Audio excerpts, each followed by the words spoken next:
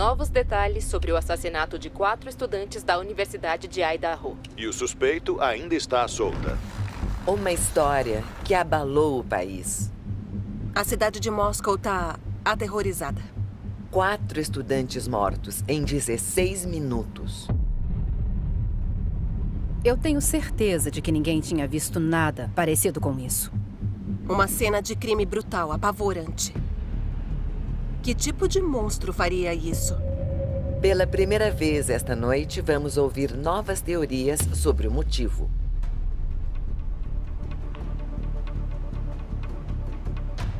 Quem fez isso entendia o elemento sexual do crime. Cuidadosamente planejado, cuidadosamente executado. Ele acha que é a pessoa mais esperta do mundo e que ele nunca vai ser preso. Alguns dos maiores especialistas do país vão guiar você por este caso para tentar responder a pergunta que todos estão se fazendo. Por quê? O massacre na Universidade de Idaho.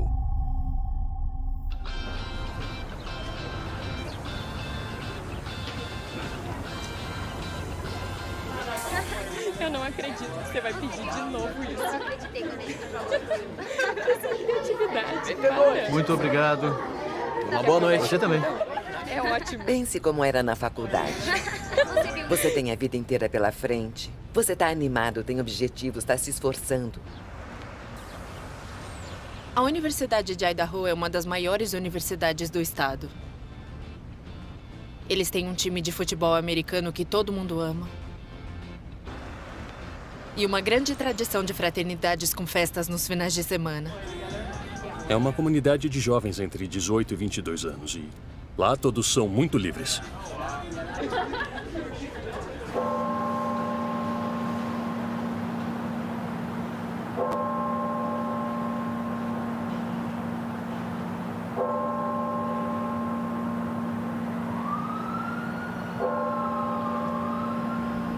A polícia em Moscou recebeu uma ligação falando de uma pessoa inconsciente. Os policiais vão até o local.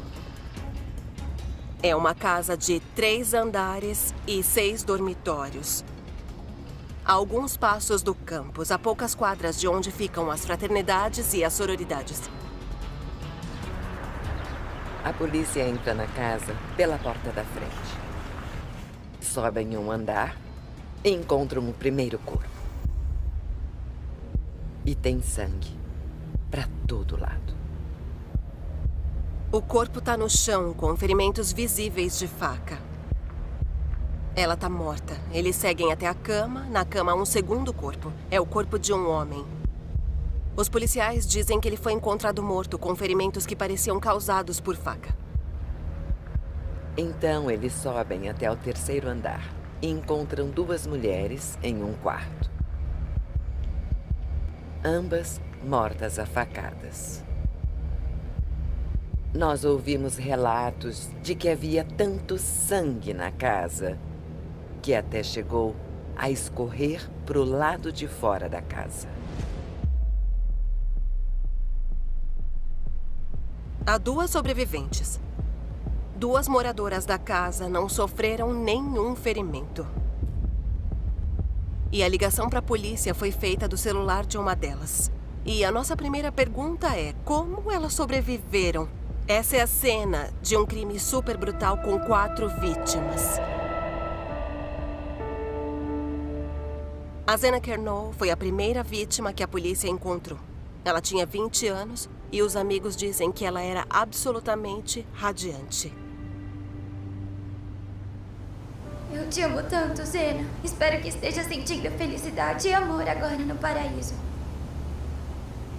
A minha irmã e eu estudamos na mesma faculdade e a minha irmã conhecia a Zena muito bem. A minha irmã me contou que a Zena iluminava qualquer ambiente, que ela era a pessoa mais feliz e animada que se podia conhecer. Ela ia se formar em marketing. Estava namorando o Ethan. E eles eram a alma da festa. No quarto com ela estava o namorado Ethan Chapin. Ele também tinha 20 anos e estava numa fraternidade. Ele era um rapaz extrovertido e simpático, e os irmãos dele estudavam aqui no campus. Ele tinha 2 outros irmãos que frequentavam a universidade no mesmo período. Se todos fossem como o Ethan Chapin, o mundo seria um lugar bem melhor. Com certeza. O Ethan ia se formar no curso que queria, gestão de recreação e esportes. Seus amigos disseram que ele estava sempre com um sorriso no rosto, sempre se divertindo. Kaylee Gonçalves e Maddie Morgan tinham 21 anos. Essas meninas eram pessoas lindas. Elas eram amigas desde o 6º ano. Estudaram juntas no ensino médio, foram para a universidade, elas vieram para cá juntas. E aí acabaram morrendo juntas. Você nem fez as suas tarefas. Vamos fazer agora, então. Dá o fora. Você tem que sair daqui.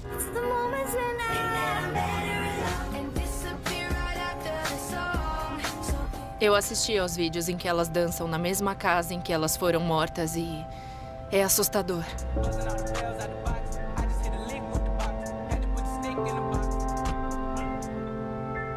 A Kaylee ia se formar naquele semestre, em dezembro. Ela queria dar aula para crianças. A Maddie estudava marketing. Olha o que eu consegui. Ela e a Zena trabalhavam juntas num restaurante chamado Mad Greek. Elas estavam em sororidades. Eram típicas estudantes universitárias se divertindo. E tem uma ironia. A Kaylee já tinha se mudado da casa. Ela estava ali naquela noite por acaso. A Kaylee foi passar o final de semana lá porque ela queria mostrar o carro novo para Maddie.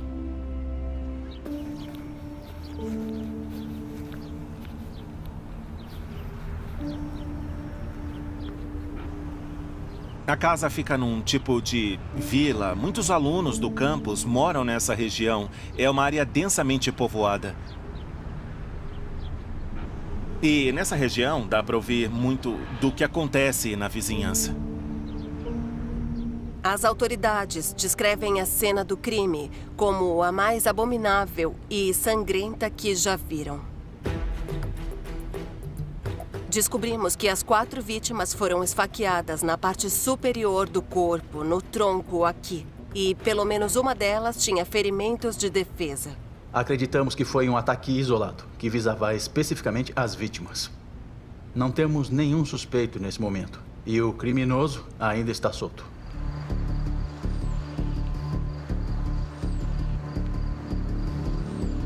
A polícia mais tarde revelou que não havia sinais de arrombamento. Isso fazia acreditar que o assassino conhecia a casa muito bem. Talvez ele já tivesse estado lá, talvez conhecesse as vítimas. Uma das nossas maiores dúvidas era como o assassino entrou, porque tem 2 entradas na casa. Tem uma porta deslizante de vidro no 2º andar e bem aqui no 1º andar fica a porta da frente que abre com uma senha. O mais provável é que ele tenha entrado pela porta de vidro que fica nos fundos da casa.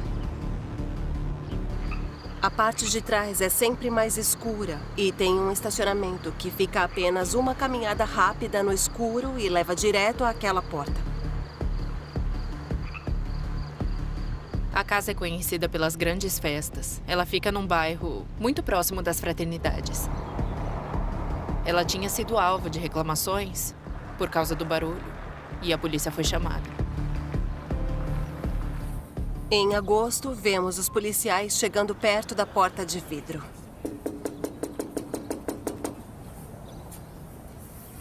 A Kaylee Gonçalves sai e fala com eles. Oi, aí. Tudo, e você? Tudo na sua casa? É. Tá, sabe por que estamos aqui? Por causa do barulho? Barulho, é. Tá. É uma baita caixa de som, hein? Tem.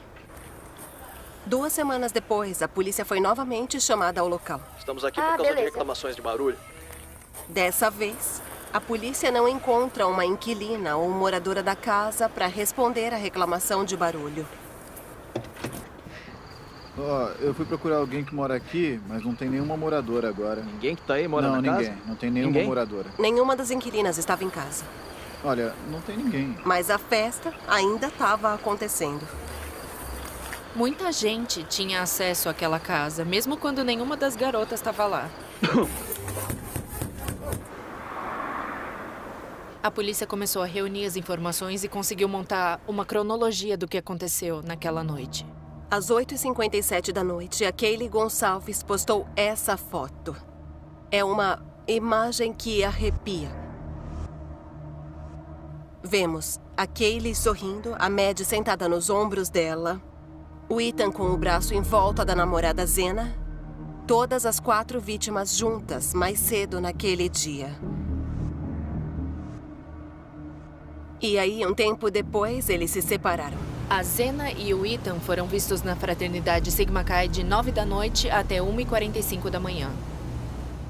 Por volta de 1h45, o Ethan e a Zena voltaram para casa. O Ethan ia passar a noite lá. Enquanto isso, a Kaylee e a Maddie foram a um bar chamado Corner Club. 1h30 da manhã, elas saíram do bar e foram até um food truck noturno chamado Grub Truck, onde compraram uma massa. E nós podemos vê-las nesse vídeo postado na internet. Agindo como universitárias comuns, elas estão mexendo no celular, estão rindo.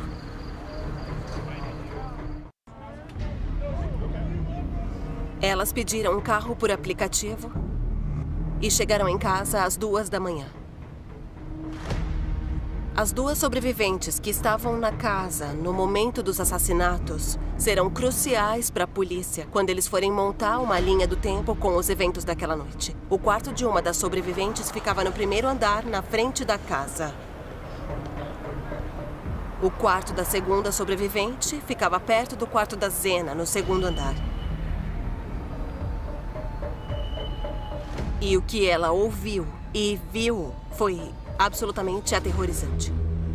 A moradora sobrevivente foi acordada.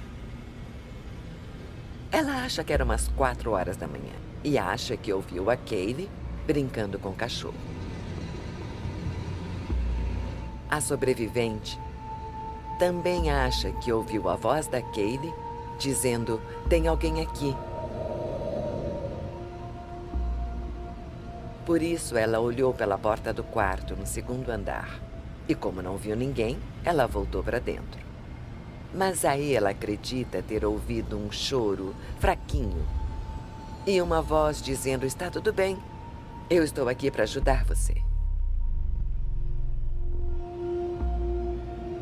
Na segunda vez, ela abriu a porta, olhou para fora e não viu nada. Então ela fechou a porta e voltou para a cama. Aí ela abriu a porta pela terceira vez. E o que ela viu a abalou profundamente.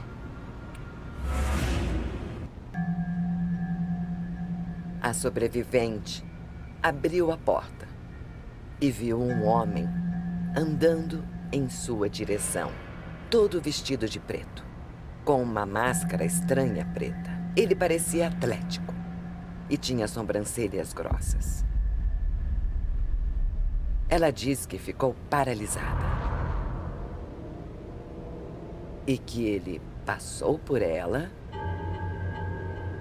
e saiu da casa, passando pela porta de vidro no segundo andar.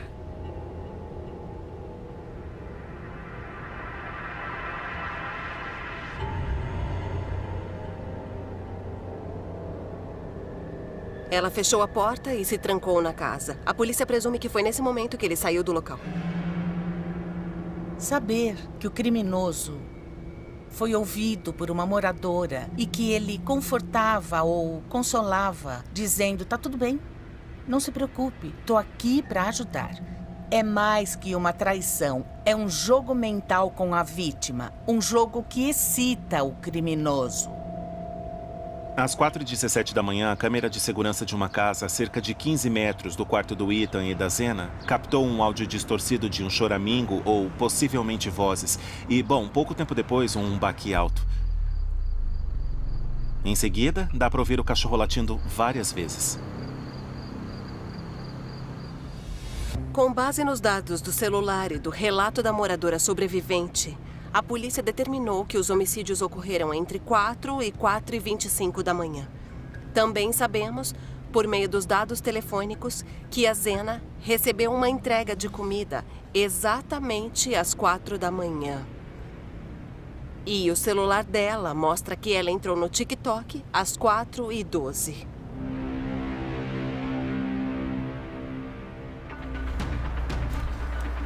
Os investigadores examinaram a casa pela segunda vez e viram uma coisa que deu uma pista. Eles encontraram uma pegada latente. O termo latente significa que ela não estava muito visível. Mas os investigadores têm um arsenal de produtos químicos que podem usar para destacar alguma coisa e assim descobrir mais detalhes. Surgiu um padrão. Uma sola de sapato com um padrão losangular. É essencial que a pegada seja compatível com o sapato que o suspeito estava usando. A história começou a chamar a atenção do país. Várias vítimas. 2 sobreviventes numa cidade universitária. Não dá para ignorar. Com um assassino à solta, a polícia de Moscow, em Idaho, tenta tranquilizar a comunidade. Isso não acontece aqui. Isso acabou com a nossa inocência. Estamos a 30 metros dali. Onde está essa pessoa? Ele ainda está por perto? É bem assustador. A cidade de Moscow estava aterrorizada. Eu andava à noite em Moscow sem nenhuma preocupação, mas esse caso virou tudo de cabeça para baixo. Não tinham um suspeito, não tinham a arma do crime. Claramente, todo mundo acreditava que havia um assassino à solta. Como vocês podem afirmar que o ataque tinha um alvo se não há um suspeito? Neste momento, eu não vou entrar nesse assunto. 48 horas depois, a polícia revelou a arma do crime, uma faca de lâmina fixa. A polícia não achou a arma do crime no local, porém encontrou uma bainha de couro de faca. A bainha da faca foi encontrada na cama do lado direito do corpo da Madison Mogan. É uma faca de combate, basicamente uma faca militar. Há uma insígnia dos fuzileiros navais na bainha, e ela é de couro. Se a arma do crime corresponder à bainha e isso deve acontecer, significa que ele não usou uma faca da casa. A arma foi levada pelo criminoso, ou seja, ele foi preparado. A equipe forense da polícia de Idaho encontrou um perfil de DNA masculino no fecho da bainha. Esse tipo de bainha é mais moderno e exige mais pressão para conseguir abrir e fechar. E o contato dos dedos faz com que seja mais fácil encontrar DNA no objeto. Os investigadores pegaram o perfil de DNA e inseriram ele no sistema em um banco de dados de DNA. Ele contém o DNA de criminosos conhecidos, mas não tem resultados. Uma coisa que ninguém conseguia saber era se o ataque tinha sido direcionado, porque, nesse caso, quem era o alvo? Segundo uma teoria, o suspeito entrou pela porta de vidro do segundo andar, que fica perto do quarto onde o Ethan e a Zena estavam dormindo. E do outro lado do corredor estava a amiga que sobreviveu. Só que o suspeito também foi até o terceiro andar, onde a Kaylee e a Maddie estavam dormindo. Como o assassino foi para o andar de cima e passou pelas vítimas que estavam embaixo, presumimos que uma das garotas que estava na cama era o alvo do ataque. Como a bainha da faca estava lá em cima, provavelmente aquele foi o local onde o assassino tirou a faca da bainha para iniciar o massacre. O pai da Kaylee disse que acreditava que a filha podia ser o alvo. Ele achava que os ferimentos da Kaylee eram mais significativos e pareciam mais violentos do que os da Maddie. A Kaylee também disse que estava sendo perseguida aos amigos e familiares, então a polícia foi investigar. A gente soube que a Kaylee disse que podia ter um perseguidor. Os investigadores estão verificando as alegações e até o momento não puderam corroborar a declaração. Um pouco após o massacre, as autoridades procuraram gravações em vídeo, foram atrás das câmeras de segurança perto do local do crime. E um carro branco, foi visto na casa, perto do momento em que os crimes foram cometidos. Aquele sedã branco se destacou porque estava procedendo de maneira bem incomum naquela noite.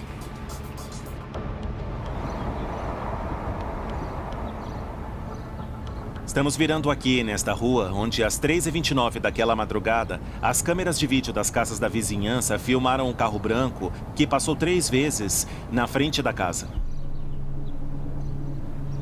E então ele voltou pela 4ª vez às 4h04 da manhã.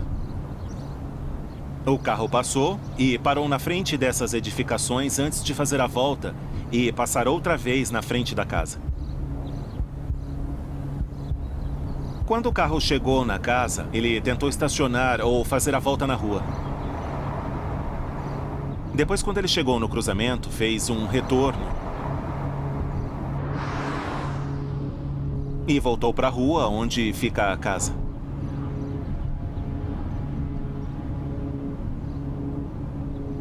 Pelo que podemos entender, essa foi a última vez que o carro branco foi visto pelas câmeras de segurança, até 16 minutos depois, quando foi visto saindo da região em alta velocidade às 4h20 da manhã.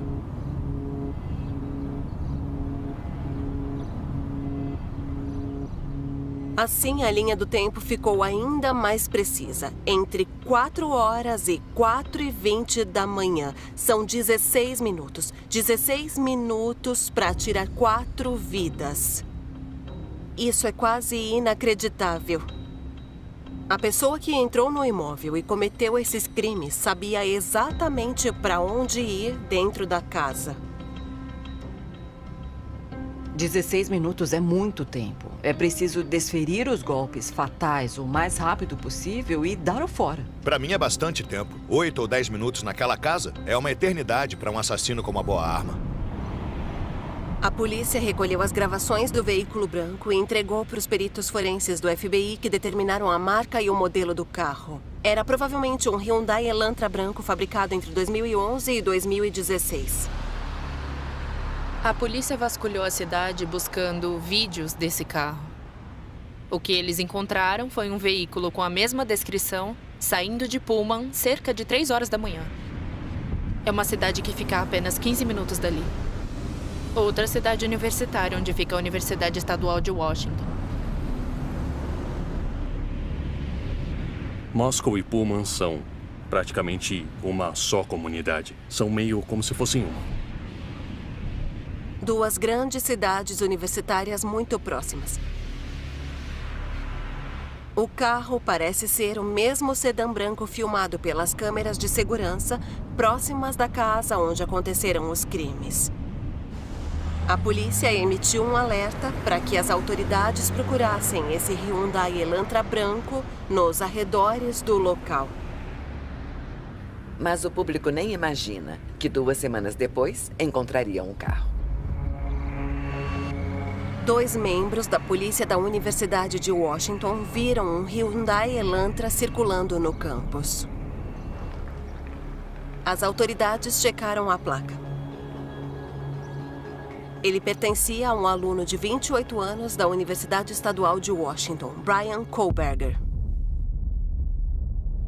Quando eles checaram a habilitação do Brian, eles viram que ele é um homem alto de cerca de 85 quilos e com sobrancelhas muito grossas também. A descrição era quase inteiramente consistente com a pessoa que a sobrevivente disse que viu na casa. 2 semanas após o massacre, a polícia checou as informações do tal Brian Kohlberger. Eles descobriram que ele fazia doutorado na Universidade de Washington em criminologia. E que morava nos arredores do campus, a apenas 13 quilômetros do local dos homicídios. Ele também era auxiliar de ensino do Departamento de Criminologia. Com certeza foi um choque, porque o tempo todo eu achava que tinha sido alguém da Universidade de Idaho ou de Moscow, mas eu não esperava que fosse alguém da minha faculdade. A minha primeira pergunta como professor desse campus era: ele voltou para cá? Ele voltou para cá para terminar o programa do semestre? Ele estava auxiliando os alunos? Quem faz o programa do doutorado também é basicamente um professor. O meu lado jornalístico me falava que, ok, eu preciso escrever essa história. Mas o meu outro lado perguntava, onde será que ele mora? Será que é perto de mim? Ele era uma pessoa que interagia com os alunos diariamente. E isso não é tudo. O Brian Kohlberger também tem formação em psicologia e perícia forense na Universidade de Sales. Ele fez o mestrado em 2022 em criminologia. Brian Kohlberger.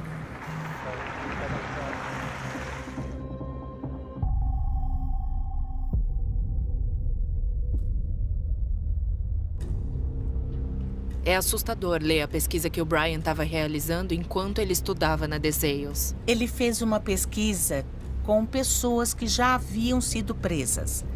Ele pedia que elas falassem sobre seu processo mental, seu planejamento antes, durante e depois do crime. Isso realmente me diz que o Brian Kohlberger estava bem entusiasmado para entender a mente de criminosos. Enquanto estava na Universidade de Sales, ele estudou com uma famosa especialista em assassinos em série, Catherine Haysland. Ela escreveu o livro sobre o assassino BTK. Para mim, é um avanço na criminologia. Uma contribuição para a minha área, psicologia forense. Parecia que o Brian tinha a intenção de seguir carreira policial. Ele chegou a se inscrever para um estágio na polícia de Pullman no outono de 2022.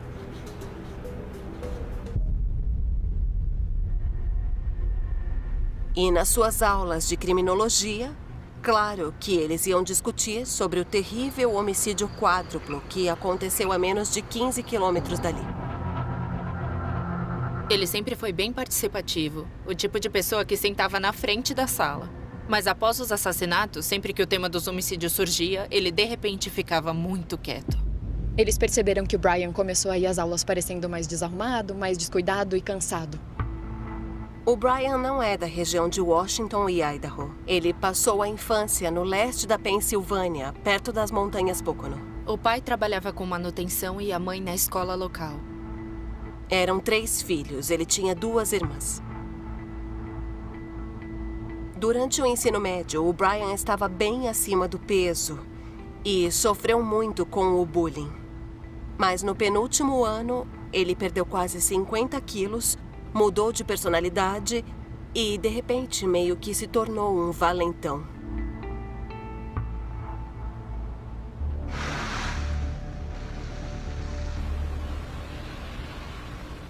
Um mês após os homicídios, o público estava apavorado.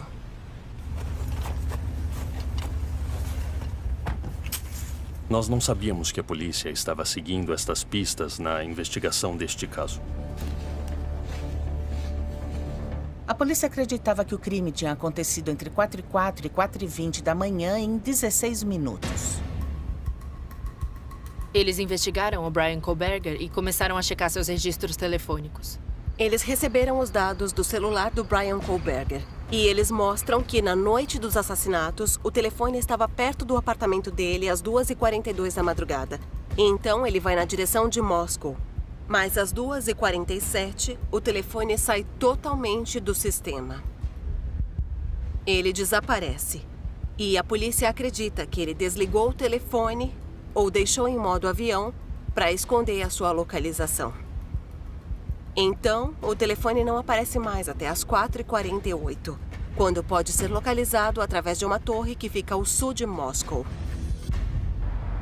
Quando voltou a aparecer na rede, a polícia viu o telefone do Brian em uma localização estranha a cerca de 1 hora de distância de Pullman, em Washington. O que deveria ser uma viagem de 10 minutos se tornou um passeio em círculos de 1 hora, com o telefone desligado na maior parte do tempo. O que ele estava fazendo?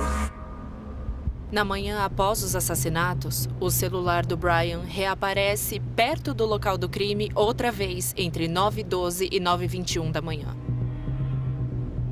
Isso levanta a questão: por que ele voltou para aquela casa por 9 minutos, justo naquele dia?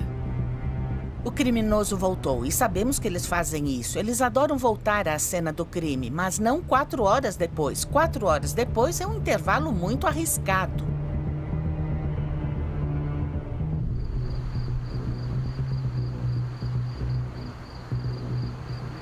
Apenas 5 dias após os homicídios, os registros mostram que o Brian trocou a placa do carro. Ele registrou o carro no estado de Washington. Antes, a placa do veículo era da Pensilvânia.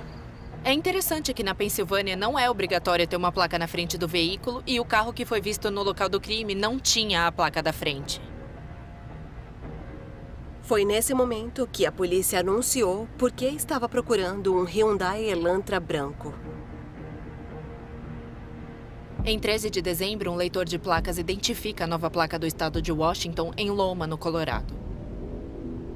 2 dias depois, houve um incidente em Indiana. O carro do Brian foi parado por um policial por trafegar muito próximo do carro da frente. Oi.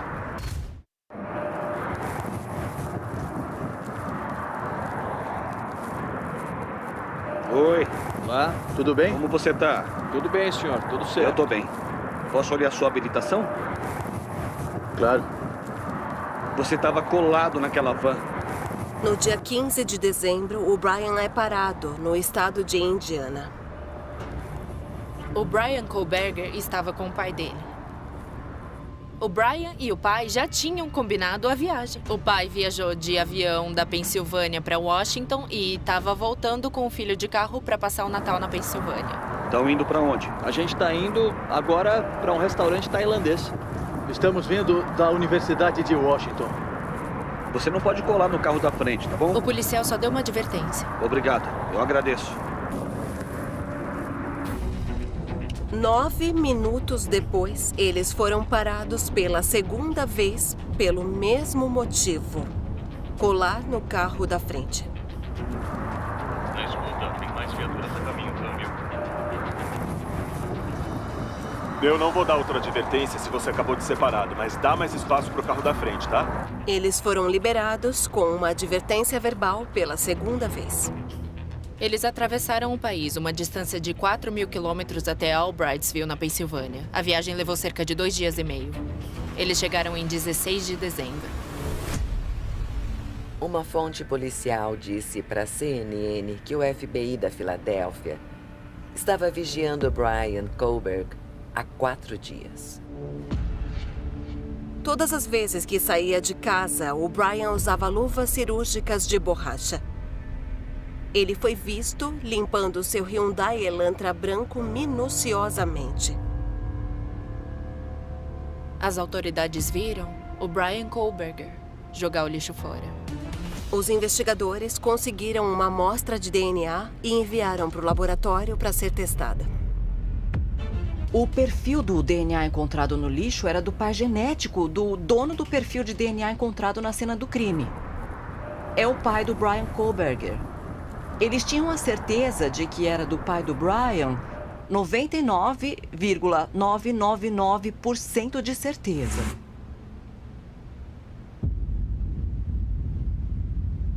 Eles acreditavam que era um indício forte o bastante para prender o suspeito.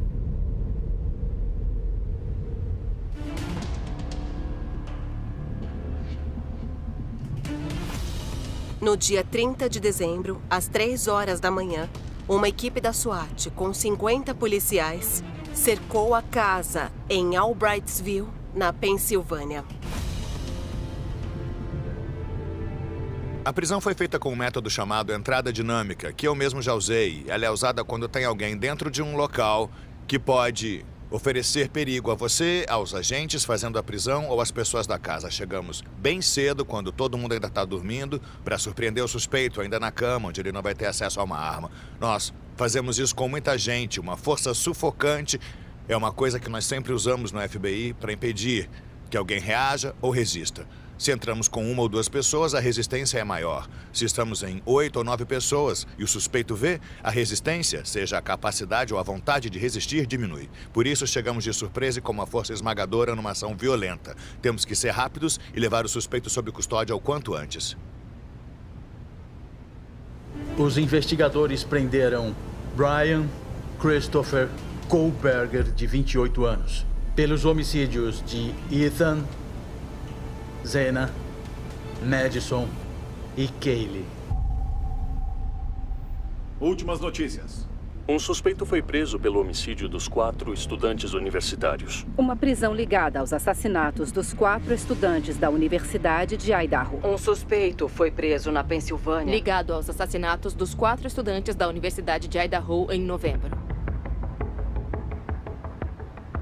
A polícia também apreendeu o Hyundai Elantra branco que estava na frente da casa. É basicamente uma prova móvel do crime.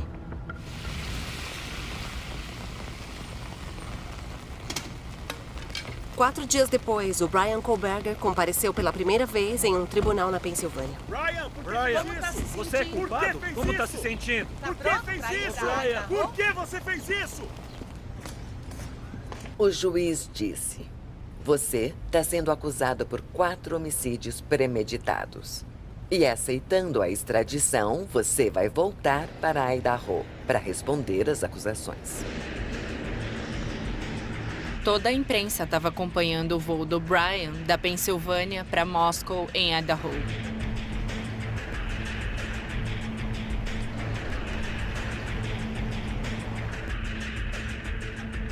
O Brian compareceu pela primeira vez a um tribunal de Idaho. Ele não deu nenhuma declaração. No mesmo dia em que o Brian foi preso, alguns objetos que estavam no apartamento dele foram levados para uma perícia. Após conseguirem um mandado de busca, sabemos que eles coletaram roupas escuras, uma luva de borracha, roupas de cama e, o mais interessante, um pelo de animal. A Kaylee tinha um cachorro e sabemos que estava acordado porque os vizinhos ouviram latidos que foram gravados pela câmera de segurança. Eles levaram 2 pedaços de travesseiro com manchas avermelhadas. Eles levaram pedaços de capa de colchão que também tinha manchas. Temos o DNA, o vídeo da câmera de segurança, os dados do telefone e vários outros pequenos indícios que fazem com que a promotoria tenha um caso forte. Também descobrimos que o celular do Brian esteve perto da casa 12 vezes entre junho e o dia dos assassinatos. Podemos ver que antes do crime, ele esteve 12 vezes naquele bairro em horários muito estranhos. A grande pergunta é, por que ele fez isso? Por que aqueles jovens? Por que os 4? Qual é o motivo?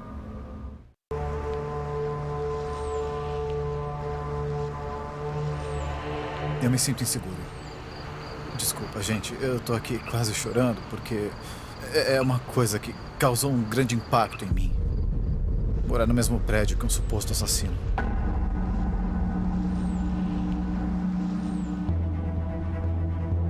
Quando eles executaram o mandado de busca no apartamento e no escritório dele em Pullman, em Washington, estavam procurando qualquer coisa que ele pudesse ter usado para planejar o crime e qualquer ligação que ele pudesse ter com uma ou com todas as vítimas. Qualquer rastro digital que pudessem encontrar. Ele estava perseguindo aquelas vítimas? Seguindo nas redes sociais, mandando mensagens, indo aos lugares onde elas trabalhavam? Também checamos se ele pesquisou a arma do crime na internet e procuramos registros de compra da arma do crime. A perícia digital vai ser realmente essencial nesse caso. Eu acredito que a pessoa que fez isso cometeu o crime para ver se sentia alguma coisa. Sim, a questão é a violência, é a emoção de ver como você se sente ao tirar vidas de um jeito tão terrível e macabro. O motivo é certamente uma coisa que todo mundo quer saber. Qualquer ser humano. Porque queremos entender por que alguém seria capaz de fazer isso. Vamos descobrir muitas informações na próxima audiência preliminar. Vamos saber todos os detalhes, tudo que os investigadores têm e eles ainda estão investigando o caso. Não sabemos qual será a defesa, se é que haverá uma. A mais óbvia são todas as pessoas que tinham acesso àquela casa. Eu também vou querer. Me dá mais uma. Aquele imóvel era conhecido por ser a casa que dava as melhores festas há anos. Sempre tinha gente entrando e saindo dali. Quem mora aqui? Eu vou chamar alguém rapidinho. Ok.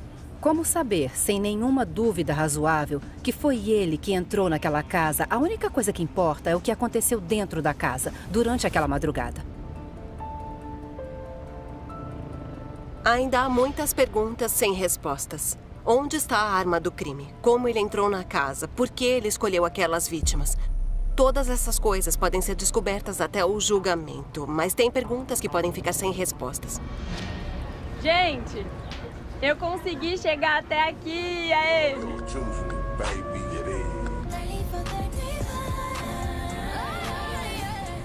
São estudantes universitários que estavam em casa. Deveriam ter uma vida tranquila e se concentrar apenas nos estudos. Ah, beleza.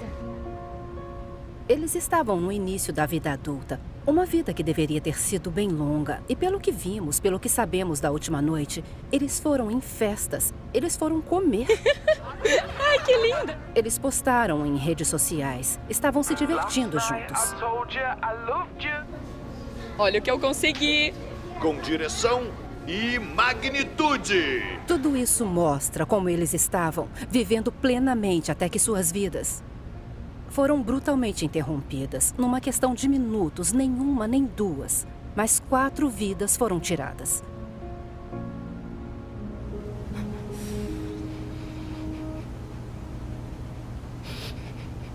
Ela era uma menina linda. Zena, você jamais será esquecida. Você marcou tantas vidas e deu tanto amor para as pessoas.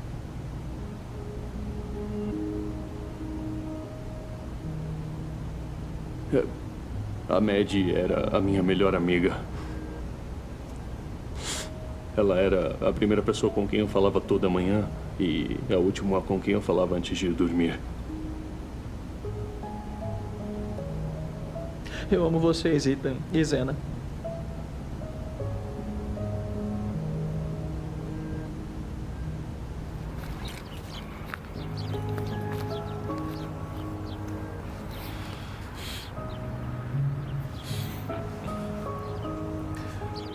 É difícil, porque eu acho que isso mostra o quanto essas pessoas significavam para a comunidade e como isso foi devastador para tanta gente. É muito difícil colocar em palavras.